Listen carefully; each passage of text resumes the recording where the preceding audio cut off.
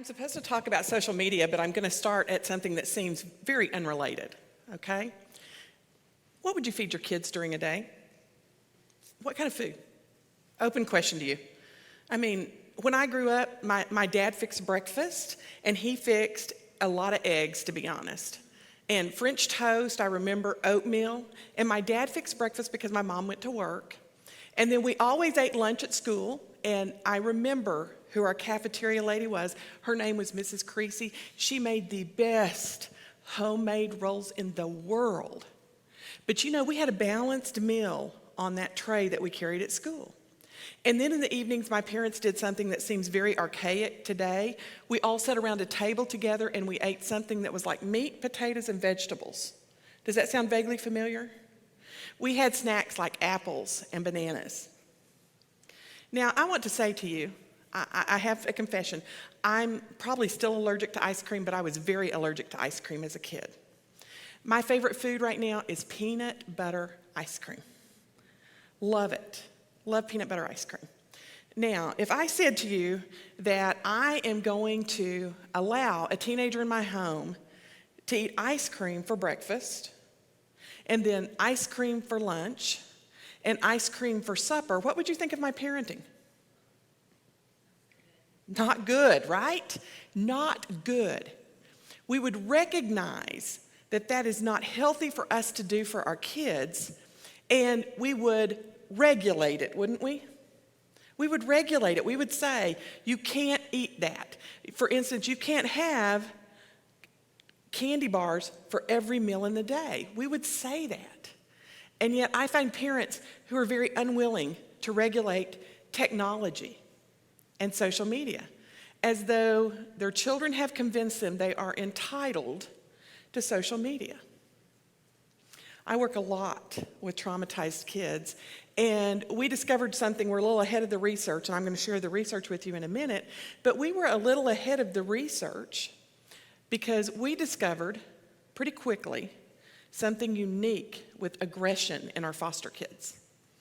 I was working with a 9-year-old that in his biological home, he had been allowed to play a lot of video games. And he still wanted a lot of access to technology. But he was literally hitting, kicking, cussing out foster parents. He also did this thing to irritate them where he would, in the middle of the night, he would get up and he would go find anything he could that was a cleaning substance or anything else, and he would just mix it in together, and he called it making goo. Well, when we cut back his technology, an amazing thing happened. He wasn't nearly so angry and agitated. So there's a lot of research to back that now that shows that this constant input of technology and social media is negative for kids. So I'm going to share with you that 90% of 13 to 17-year-olds have social media, and often have social media that we're not actively involved in and monitoring. 90%. The average teenager in America spends 9 hours a day on screens that does not include academic work. Did you hear that? 9 hours that does not include academic work. Pediatricians for at least the last 10 years have recommended 1 hour of screen time for kids. 1 hour. And our kids are getting 9. So, why is it that the people who actually helped create these platforms don't even allow their own children to be on social media? They understand that these platforms were built with an addictive quality to them. So they don't allow their children on social media. In fact, the individual who helped develop the logistics and all behind Facebook said, "We intentionally created it so that likes and responses to your postings would impact you neurologically in your pleasure center, and you would become addicted to social media." I'm going to share with you a little bit about parents and social media now. I talked to an elementary principal in an affluent school district around Lubbock, okay? And she said, this is the first year they have had pre-K and kindergarten kids come with no social imprinting, is what she called it. These kids don't recognize what other kids who have come to school previously recognized. They don't recognize what a box of goldfish looks like. They don't know what a Lego box looks like. And we're kind of attributing that to what's happened since COVID, which is we've got a whole lot of young parents who, through no fault of their own in many circumstances, are working from home with their kids, and they're on screens, and their kids are on screens. And as a result, they're not getting the social interactions. We now know that when an 18-year-old comes to college at Lubbock Christian University and they sit in my general psychology class, we now know that they have the same number of social interactions as previous college students had by age 6. I want you to think about that. That's the impact of screen time. Our kids aren't getting this. They aren't getting the interaction socially where they're talking to people and developing socially and emotionally. If they don't get that, the parts of their brain that have to do with regulating anxiety and depression don't develop. So now we're sending freshmen in college out into the world, well, not actually into the world much anymore, to be honest. They're pretty sheltered by parents, but we're sending them to college with the social and emotional development of elementary school kids previously. And then we wonder why they're anxious and depressed. I shared this research with my general psychology class this year. I've shared it for about the last 4 or 5 years because it's been out there. And usually my freshmen would argue back. This year, they did not argue back. And I stopped and I said, aren't you guys going to tell me I'm wrong? And they said, no, we think you're exactly right. We know we're depressed. We know we're anxious. We know we haven't had these things. And they're agreeing with it.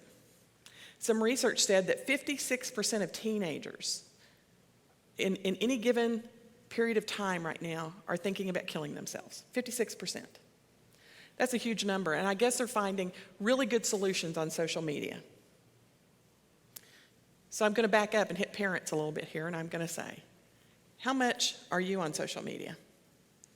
How much time are you spending not making conversation with your kids because you're busy looking at a screen? The first thing we have to do as parents to provide for our kids is we have got to get a grip on our own addictive behavior. In fact, I read an article as I prepared for this that actually called social media our next public health crisis, right up there with child abuse. Public health crisis. So let me explain to you a little bit of the neurology of what happens with not just social media, but gaming and screen time. Here's what happens. Those activities are designed to go directly to the pleasure center of your brain and increase your dopamine. All you need to know about dopamine to understand this is it makes you feel really good. Dopamine makes you feel good.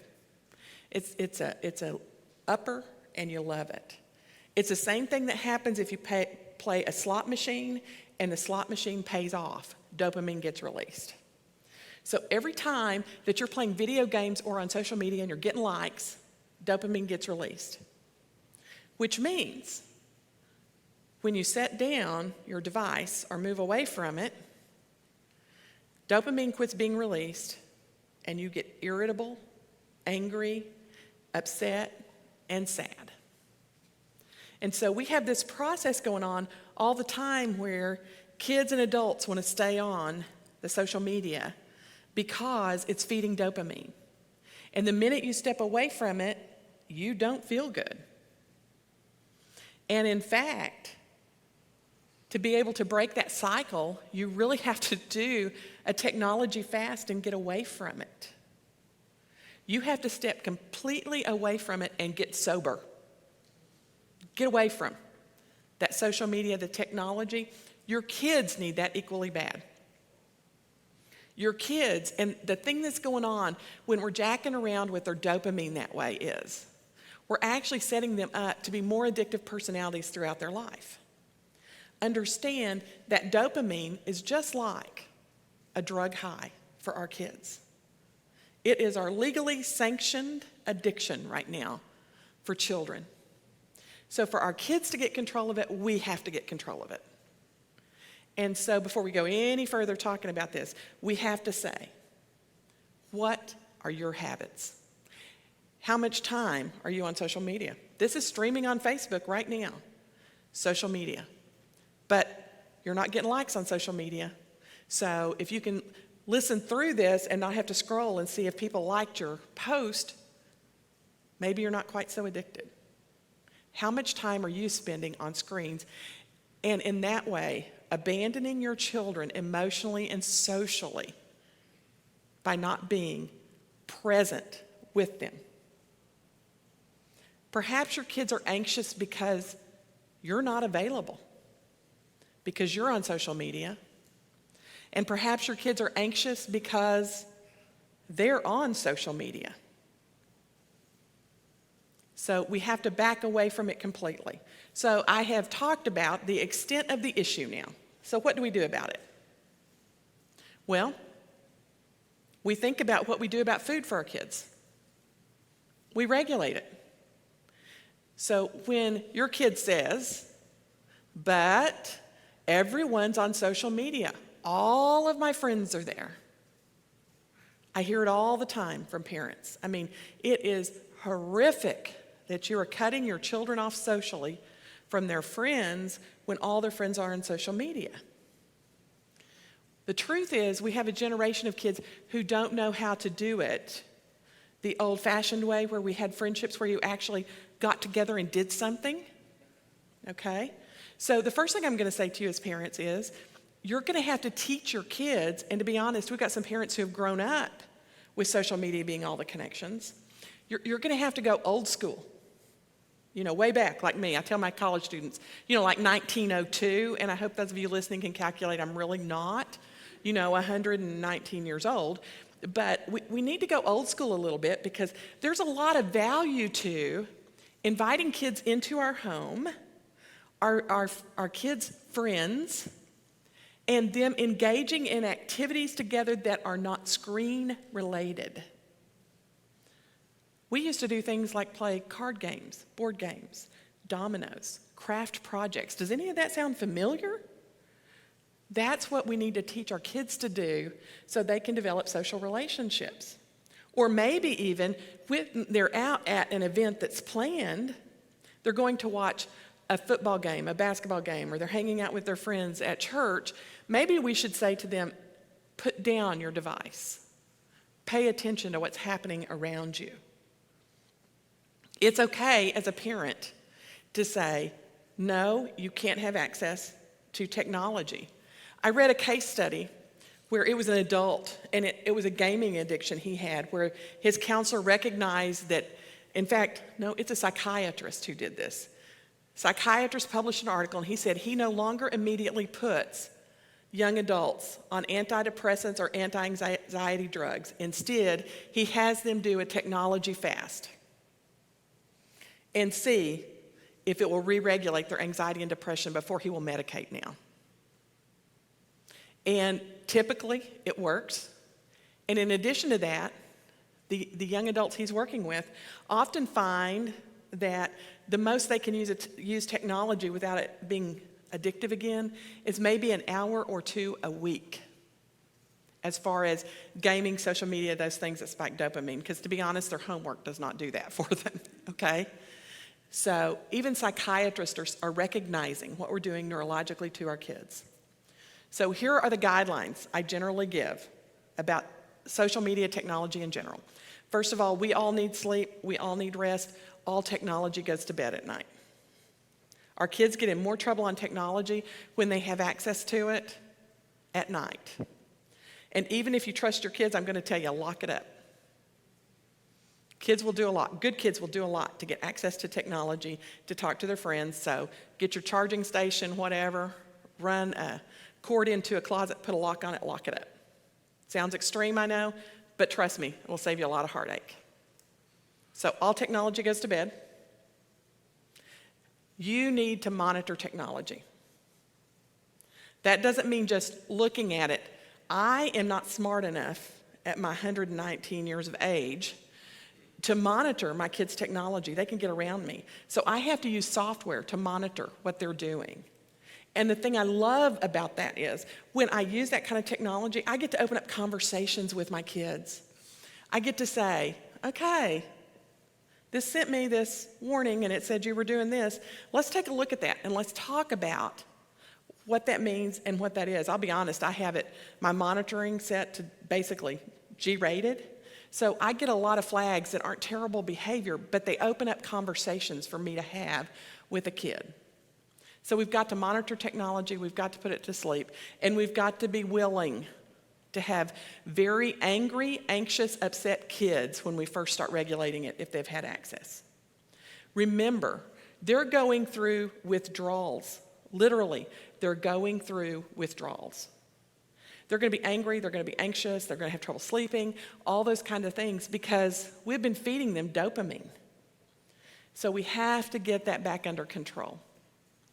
You know, and most of the social media also has effects that we haven't even explored yet today because of time limits, which are effects on how our kids develop identity, what they think is real and not real, because social media presents a very unreal world, okay? There are a lot of perfect people on social media. There are no perfect people in my house. There are no perfect people in the groups of people I hang out with at church. And social media also shows kids that they can make a lot of money and just be on social media. I'm not putting that down because I know there are people who literally make a living making videos for TikTok for companies and for themselves.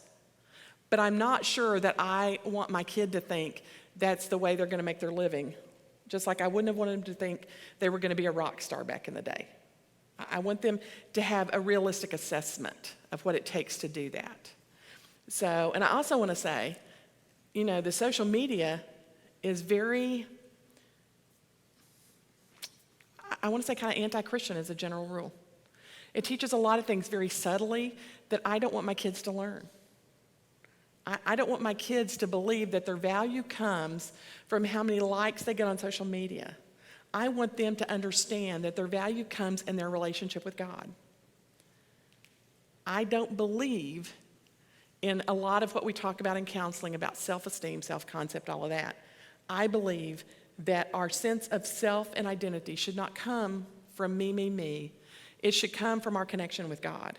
And I think the best thing that we can do for our kids is raise our kids so they have a sense of ministry and mission that is directly connected to their relationship with God.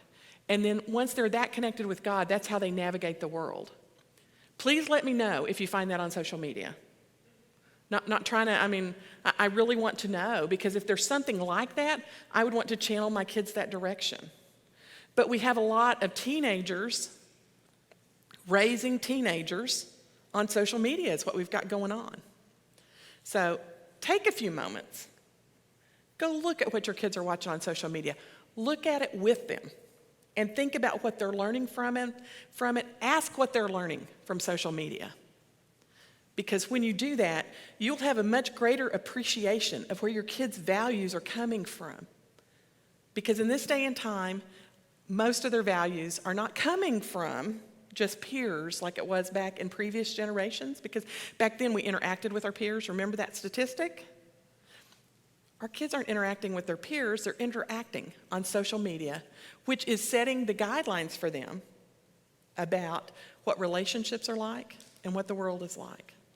And it's not a real world, and it's not a godly world. So I want to encourage all of you as parents to grab hold and recognize, just like feeding your kids ice cream every day for every meal is not good for your kids, giving your kids unbridled access to social media is not good for your kids.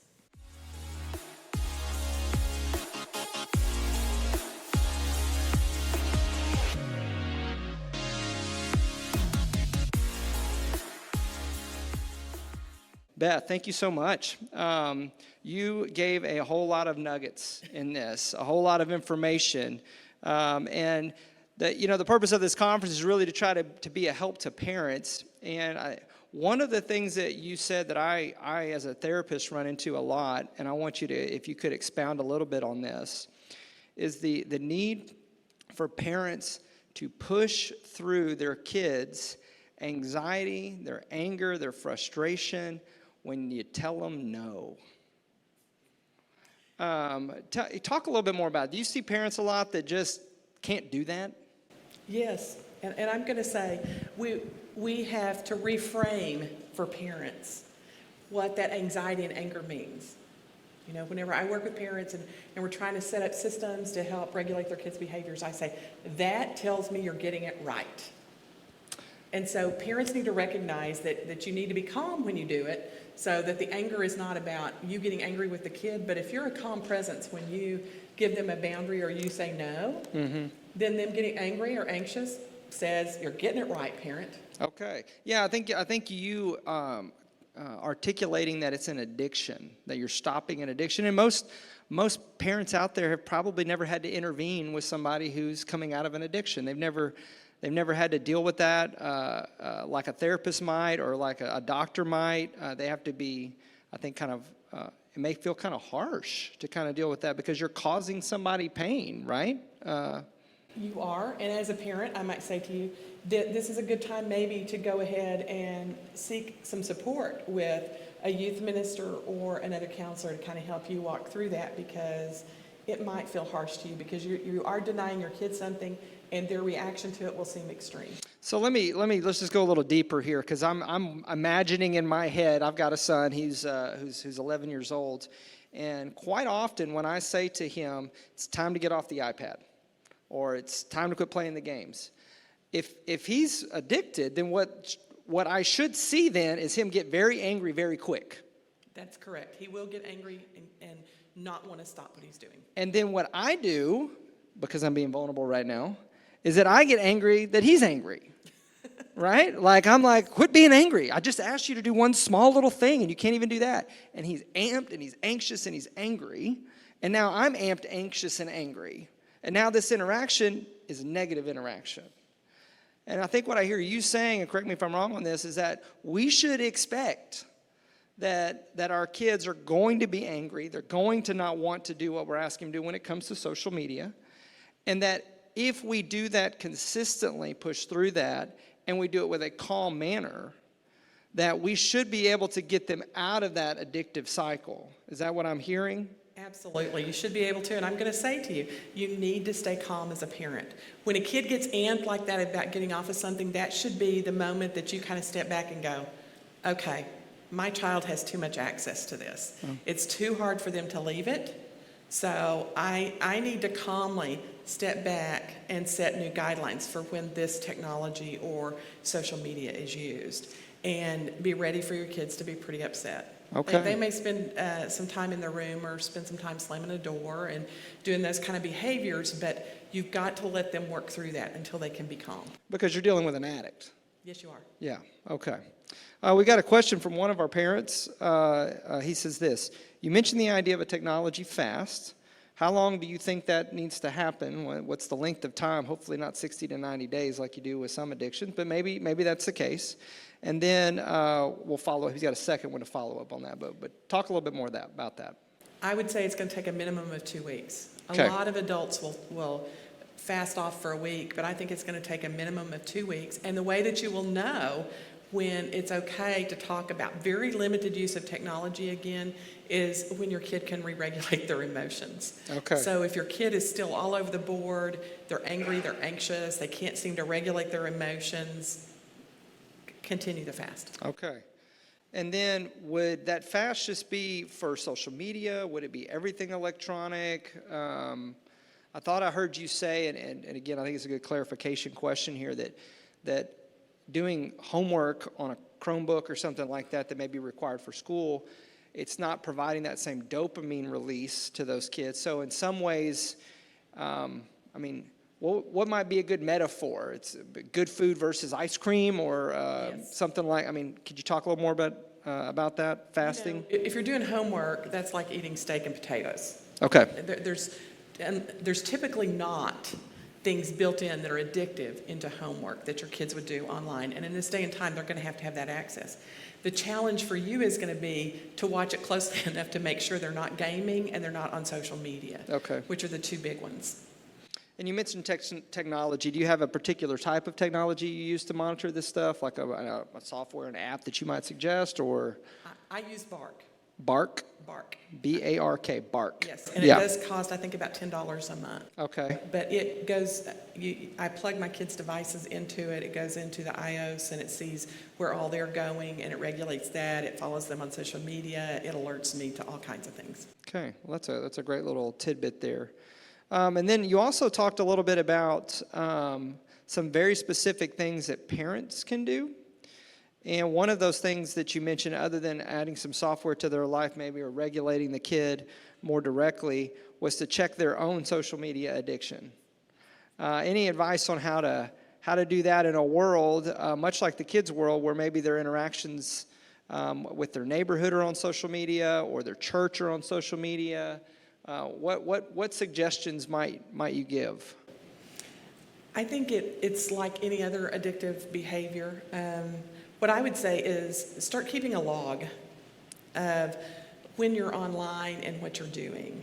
Because if you can get online and check what's going on with the church and that kind of thing, that's great. Those same organizations will send you emails. And so you can check that way too. But I think you need to be logging what you're doing once you get online. I'll be honest and tell you, has never really appealed to me.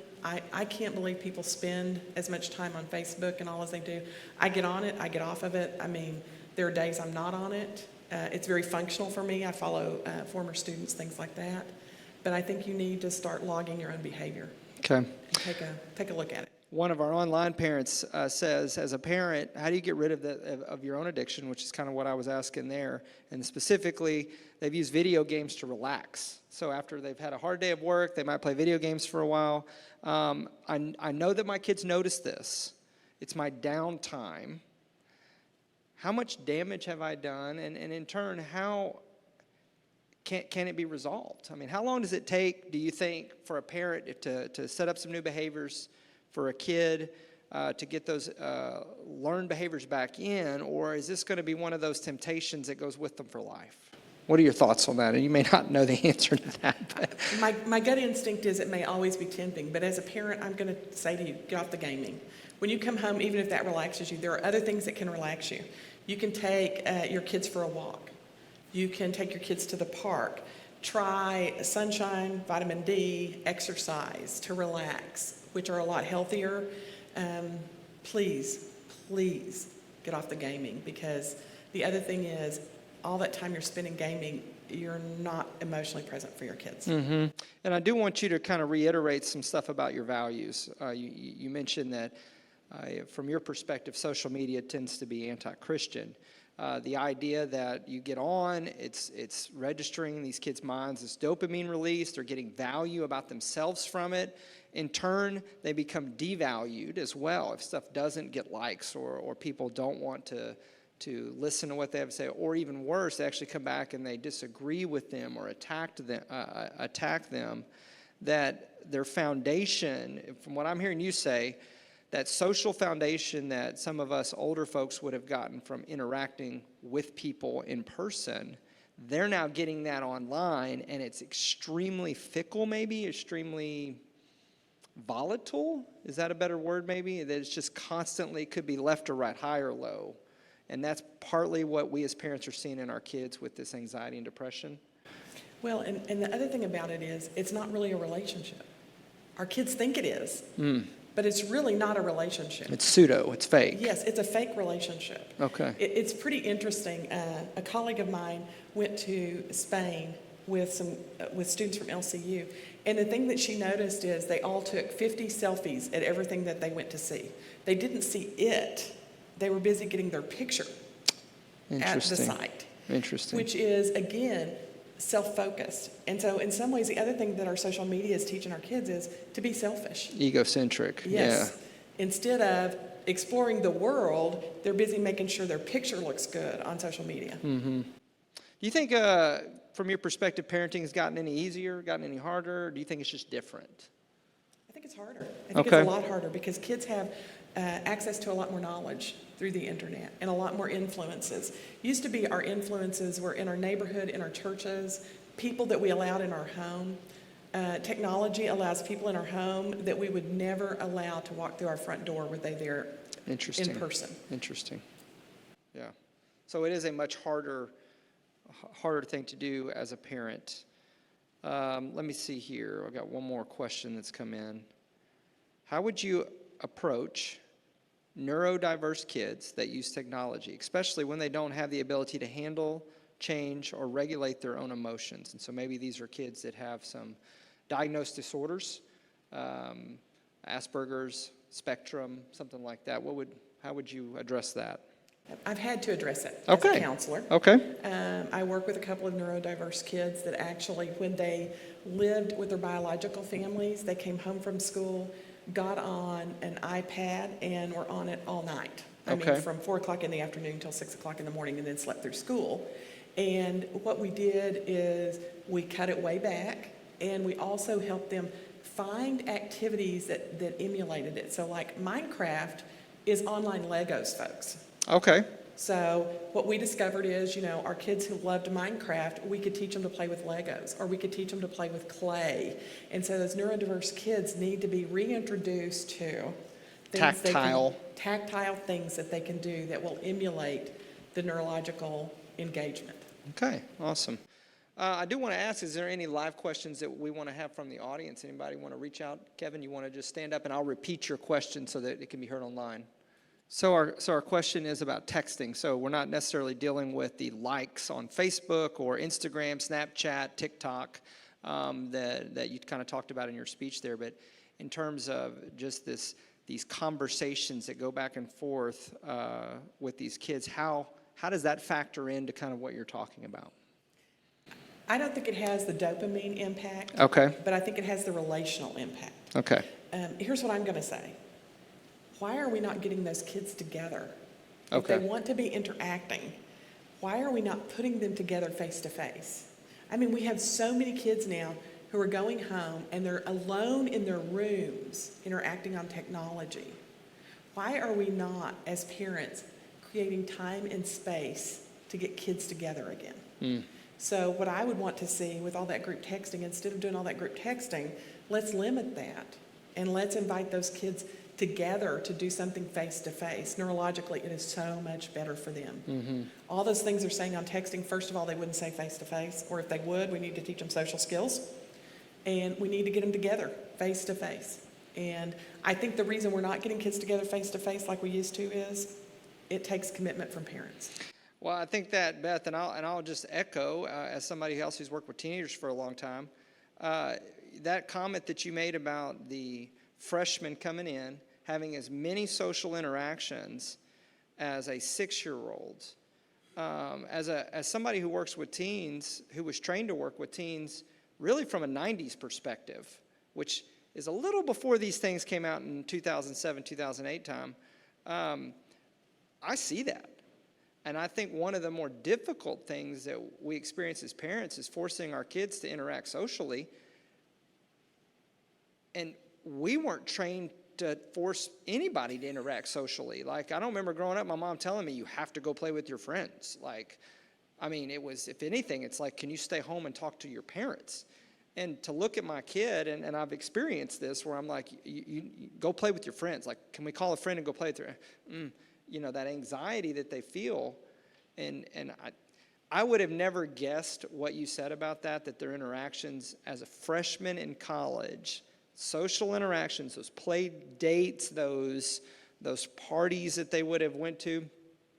And now that I'm reflecting on what I experienced even in working with teens through youth ministry, of how many kids I can have, 50, 60 kids in a room together, and these just come up left and right.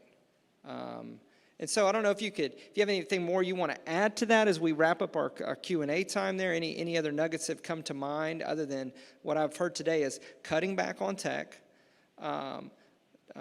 being bold as a parent and checking your own addiction, and then working through that with your kids to help them get away from the technology and fast knowing that's going to be a stressful micro event, acute stress, but it won't become a long-term one. In fact, it's going to solve the long-term one. I also heard you say that you've got a psychiatrist, and I want to know this psychiatrist personally. I want to refer to them, that is willing to say, let's start here before we go to the medication level and see how that's going to affect them. And not saying that medication may not need to be involved at some point, but we're not starting with that. So is there anything else you want to add? I think the biggest thing I want to add is, as parents, you can do this. Okay. And we lose sight that being a parent is one of our greatest callings in life. We're getting our value from other things instead of from developing relationships with our kids. And be a parent, recognize God has called you to that mission and ministry while you have kids in your home. Beth, thank you very much. Let's give her a round of applause. Thank you for being here with us today.